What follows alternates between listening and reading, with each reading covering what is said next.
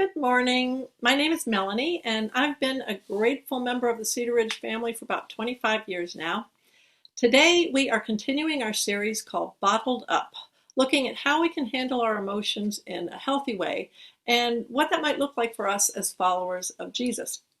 Last week, Ruth talked about anger, and today we'll be talking about grief.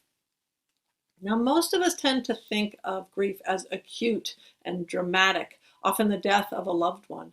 But grief comes in many forms, and it's really just our response to a hard loss. Jobs, homes, close relationships, beloved pets, maybe losing our physical capacity through illness or aging.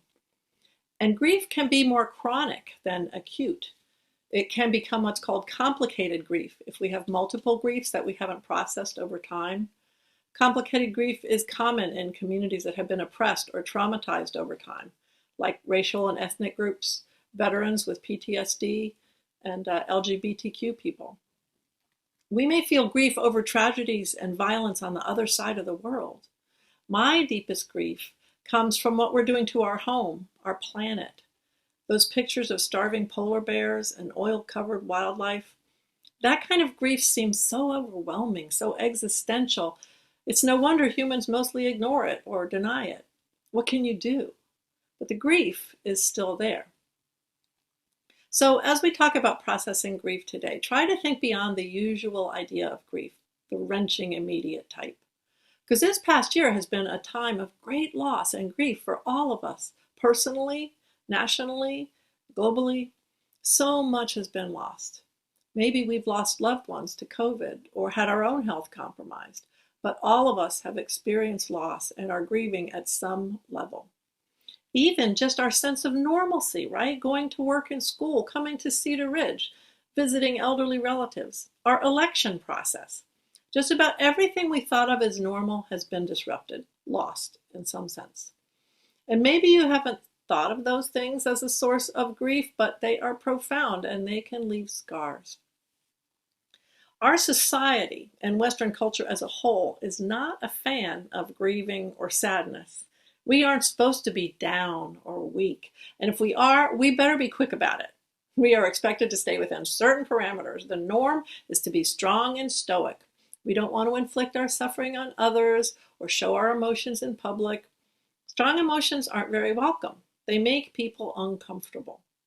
And there's something especially feral and primal about deep grief, isn't there? I think that's why there are expectations that we need to get past grief as soon as possible, move on, get past it. But I don't buy this. Scripture tells us not to conform to the ways of the world. The Message puts it this way: don't become so well adjusted to your culture that you fit into it without even thinking. Instead, fix your attention on God. You'll be changed from the inside out. And truly, suffering changes us.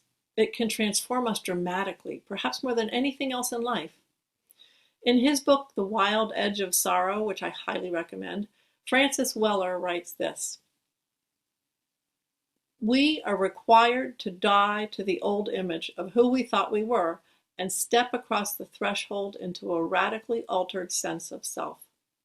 Loss and grief are an initiation into a changed landscape, reminding us that everything is passing. By dying before we die, we are able to accept this fact and embrace this amazing chance we have to be alive. Grief is a truly transformational teacher, but if we don't enter into it and honor it, it can transform us for the worse. If we bottle up grief, it will break the bottle and flow out in the form of depression and anxiety, aggression and violence, substance abuse, and other forms of self-harm. I'm certainly not saying we should seek out grief or wallow in it or hold on to it beyond its time, because that leads to self-absorption, bitterness, maybe adopting an identity as a victim. We don't want to get stuck there. But when we allow ourselves to go into the abyss and move through the full experience of grief, we confront our greatest fears. We are forced to let go. And that allows us the freedom to embrace all of life, the highs and the lows, the joys and the sorrows, to live life to the full, as Jesus said he would empower us to do. So if we are following Jesus into a full life, we are going to spend some time in the realm of grief. I've always found it comforting that the prophet Isaiah described Jesus as a man of sorrows and acquainted with grief.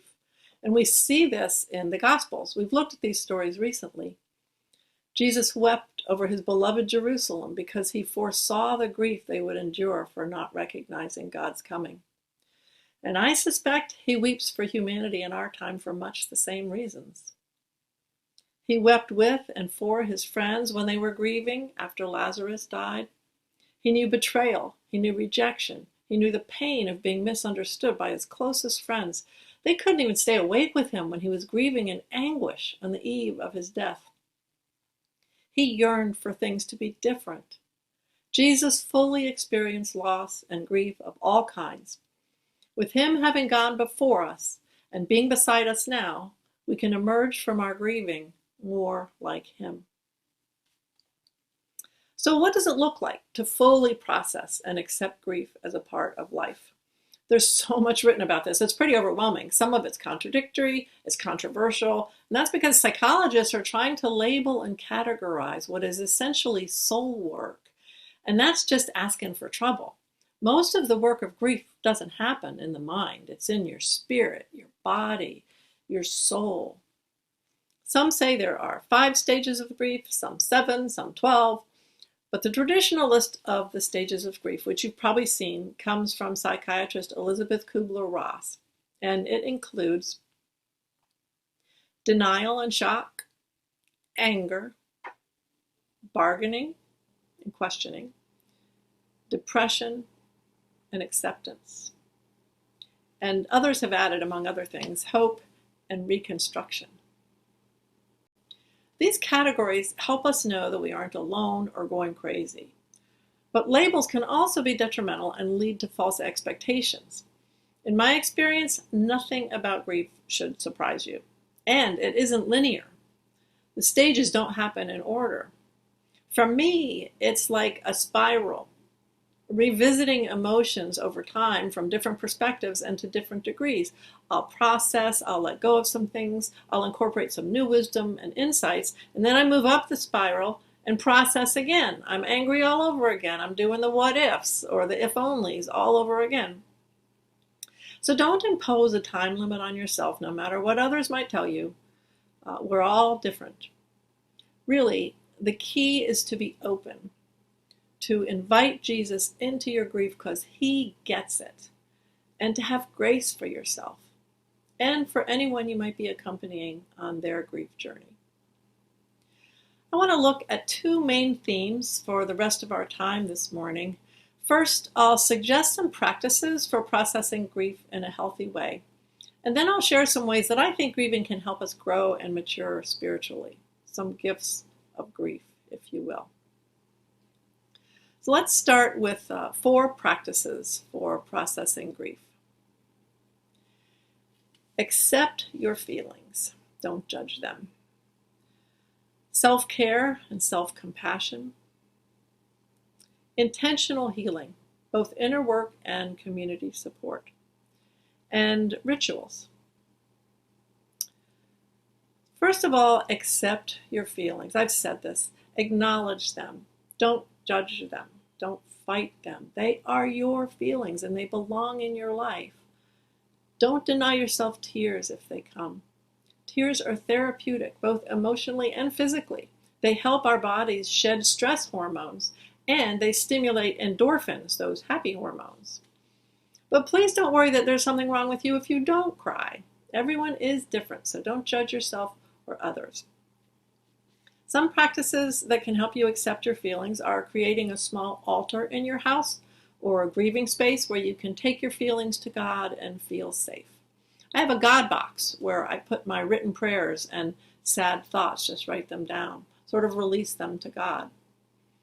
One of the first things we almost always do when we've lost someone is gather photographs or letters.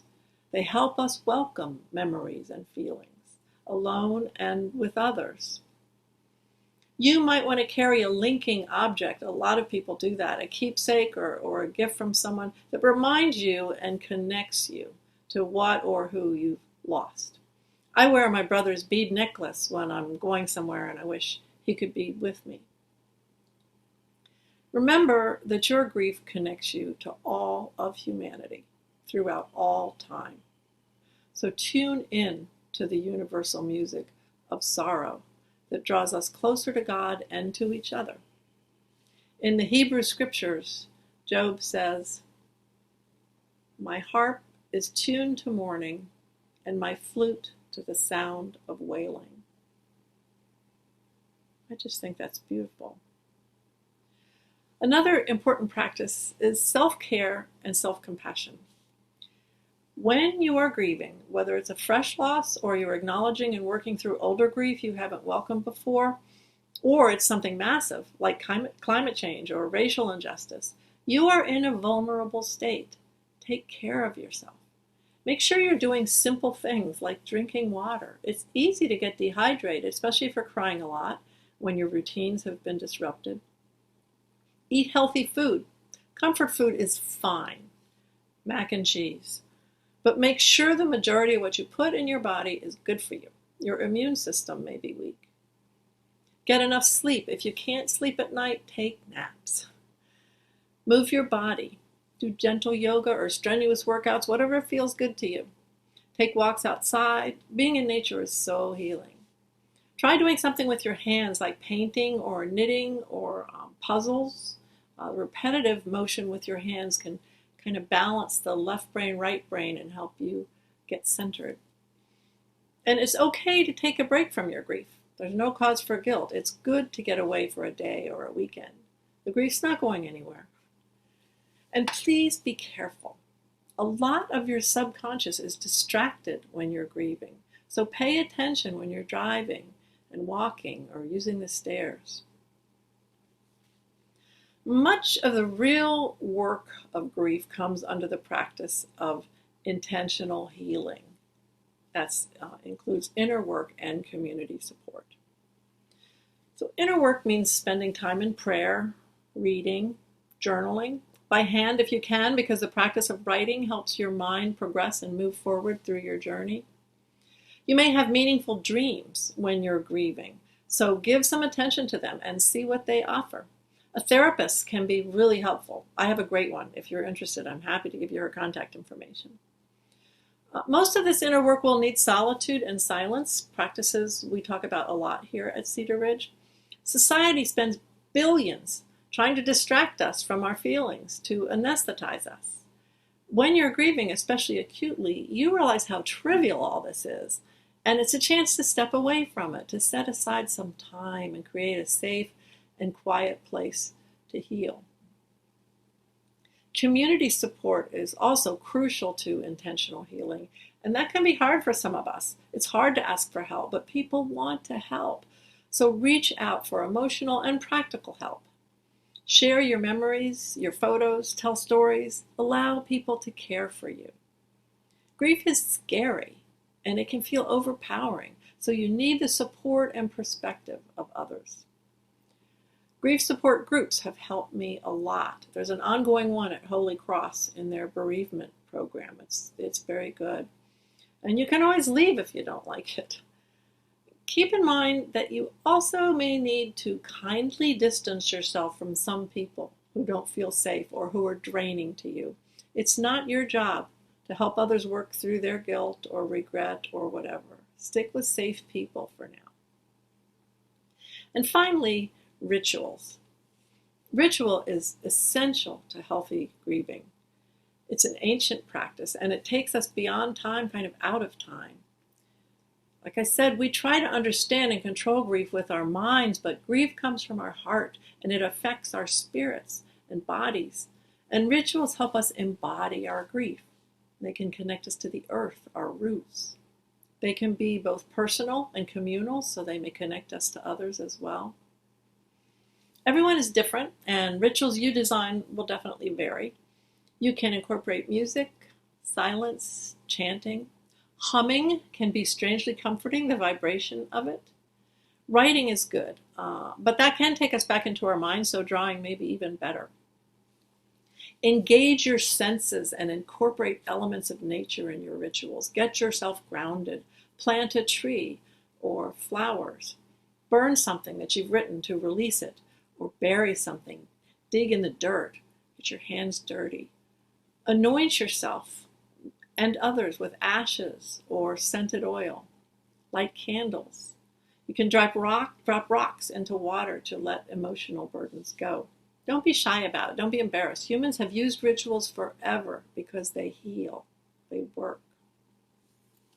So there are some practices that might help you move through your grief. Notice I say move through and not get over it. We never get over these big losses. We move through them and we incorporate them into our new selves. Grieving transcends the normal, and so do rituals. Grief takes us to a different realm, and that is sacred space. It's liminal space, where the veil between this world and other realms is thin. So be open to that. And if you are, you will no doubt discover that there are some gifts in grief that will help you grow. Some gifts of grief include we move closer to God. We grow in compassion. We grow in gratitude. We seek out joyful service, and we have a chance to reimagine life. When we lose what we depended on for security or identity, we turn to God. We get closer to God. Even if we might feel angry with God, we rely on her more. We read in the book of James, draw near to God, and God will draw near to you. And it's true. We can be sure that God is with us, most especially when we reach out in our pain, because grieving comes from a desire for love and connection, and that desire comes from God. Psalm 34 says God is especially close to the brokenhearted. The righteous cry out, and the Lord hears them. He delivers them from all their troubles. The Lord is close to the brokenhearted and saves those who are crushed in spirit.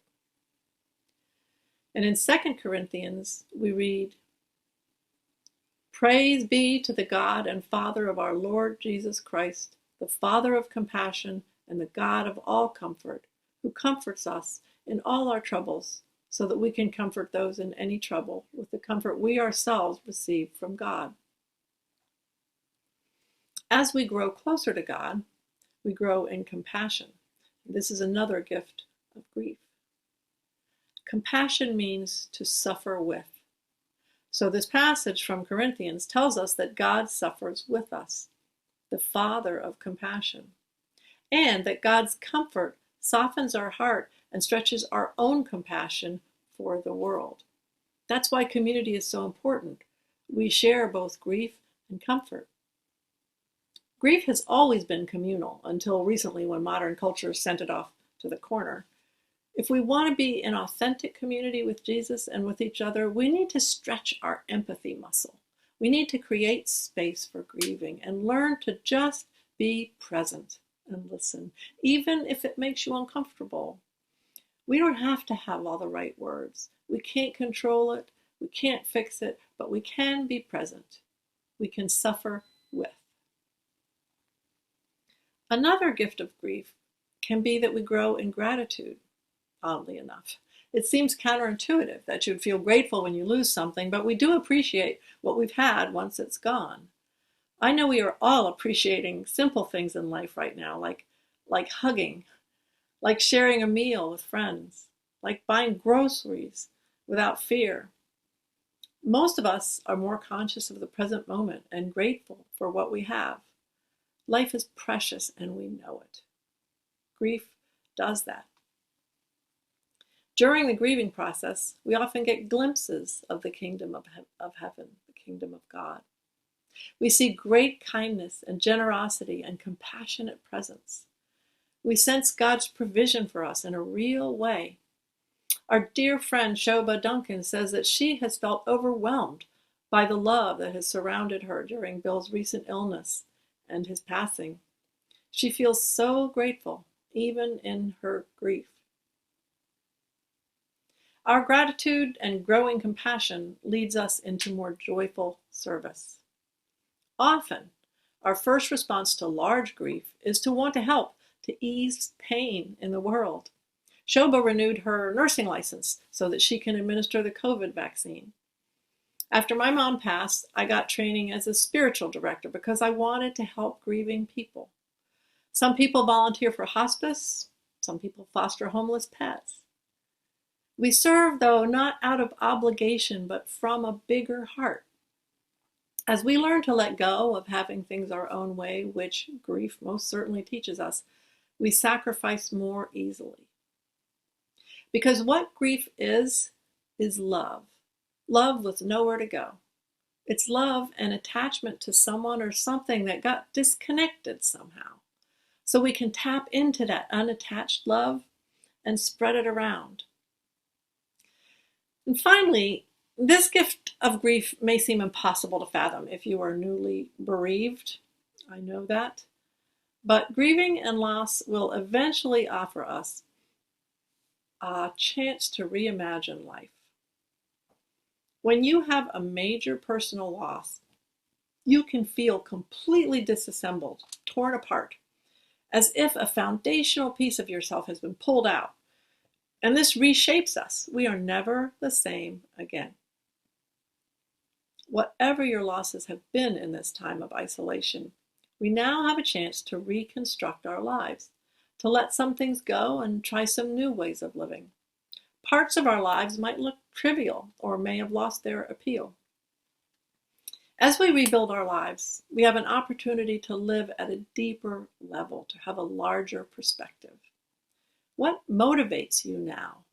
What calls to you? What makes life worth living without that person or that job or your health or whatever it was you couldn't imagine life without? Grieving leaves a hole. What will you fill it with? How will you spend the remaining time and energy that God gives you? We're going to spend a few minutes in quiet reflection and prayer now. We'll use the welcoming prayer as we've been doing throughout this series, but we're going to do it a little differently today. In the welcoming prayer in general, you spend time paying attention and sensing what emotion you are feeling and also where in your body you might feel it. You can put your hand there if you want. Then you take time to fully welcome and experience that emotion and recognize that it has something to teach you. It's there for a reason. Next, you sense where the emotion's coming from, what is triggering it.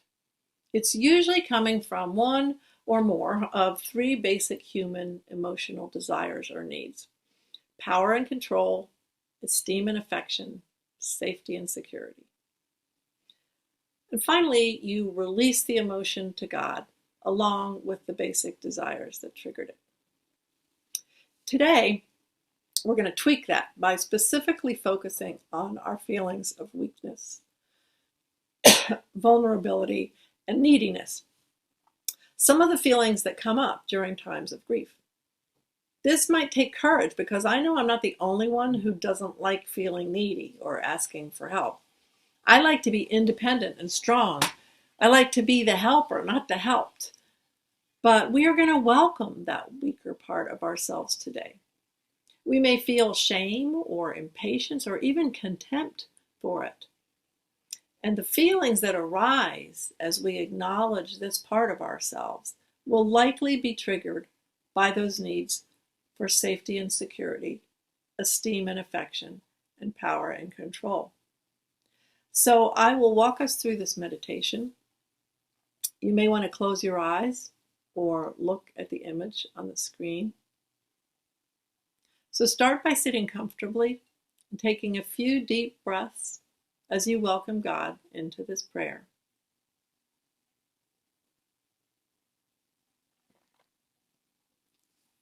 Now quiet yourself and allow any part of you that feels weak, vulnerable, or needy to emerge. It may feel childlike and afraid, but it's safe here.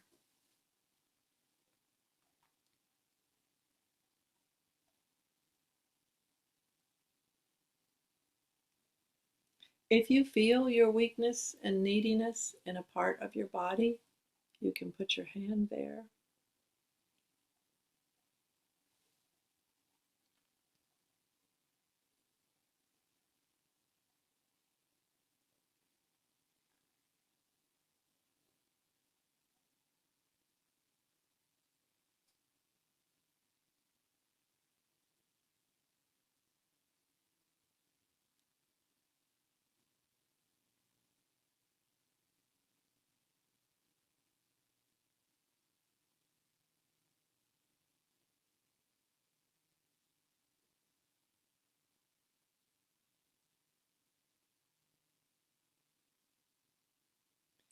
Begin to welcome that needy part of you.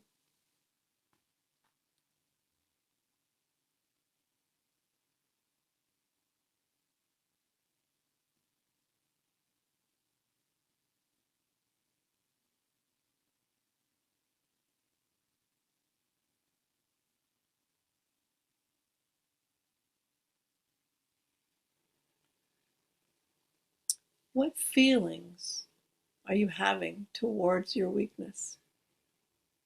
How do you respond to feeling that weakness?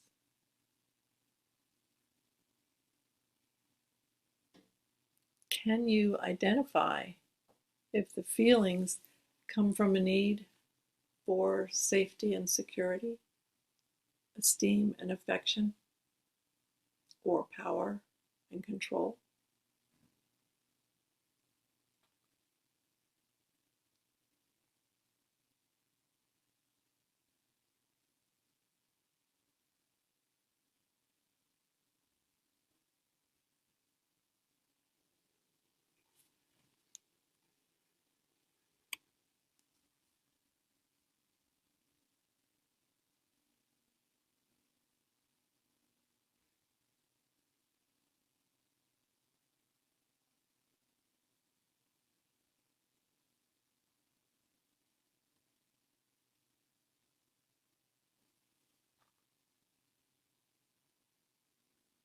Now, release your needs for safety and security, esteem and affection, and power and control to God. As a child of God, you have all you need in these areas.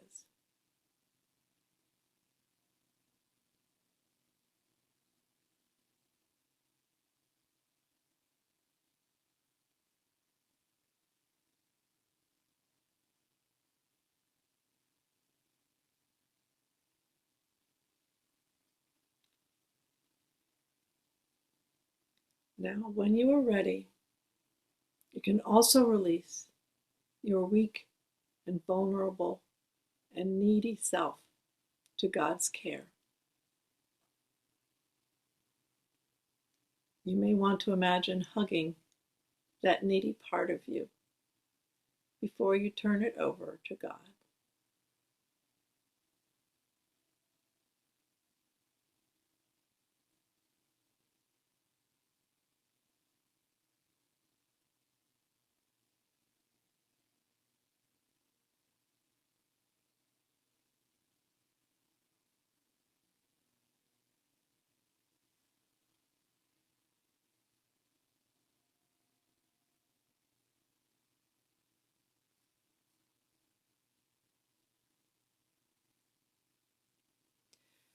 Now thank God for caring for all your needs, and open your eyes as we prepare our hearts for communion.